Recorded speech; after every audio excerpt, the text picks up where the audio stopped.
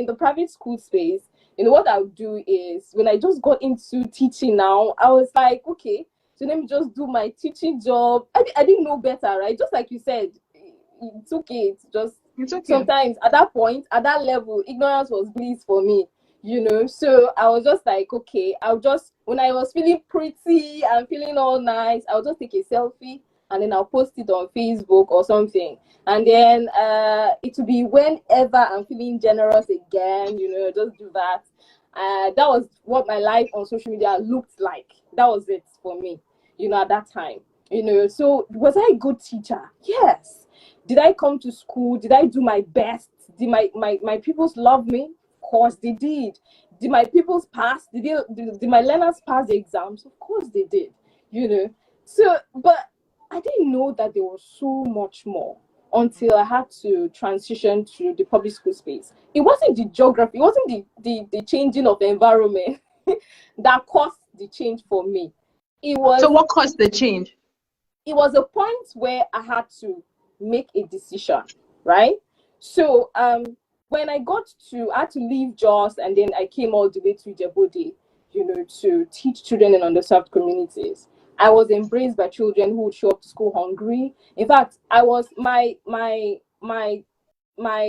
classroom objectives were failing because I'm in a class where I have children who are sleeping throughout class or yawning throughout class because they're hungry.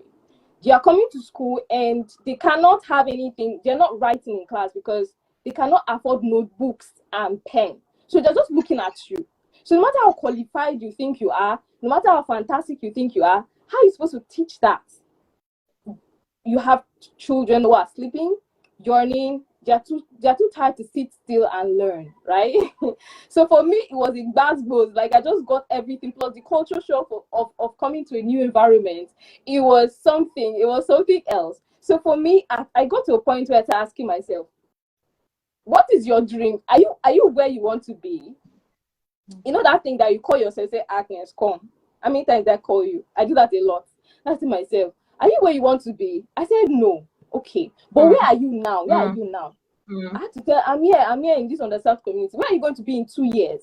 I said, I'm going to be here for 2 years because I've signed up to be here for 2 years. Okay, so what's your reality now? Well, my reality is with these children for 2 years, right? So are you going to make it count?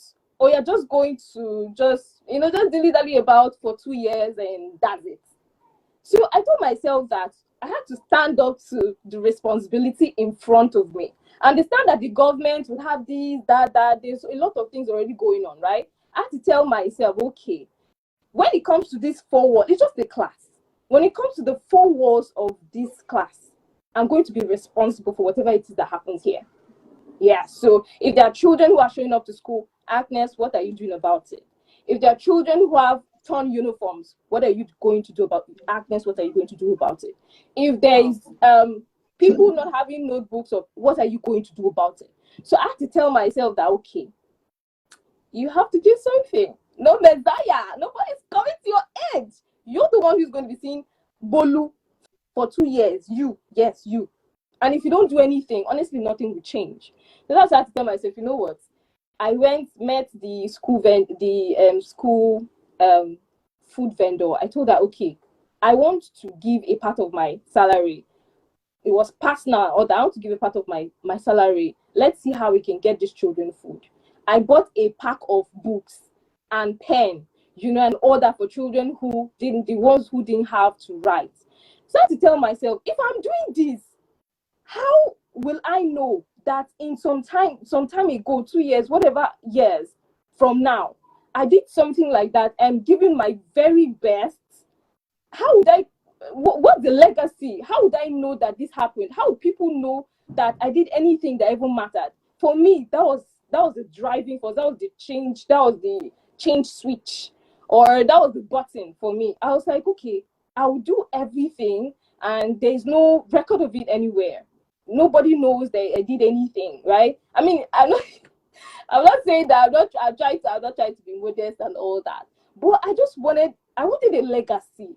I wanted a scenario where even my children can be like, come on, let me show you what my mommy did some 20,000 some years ago. And then they go and then they say, wow, this was the kind of person our great grandmother was.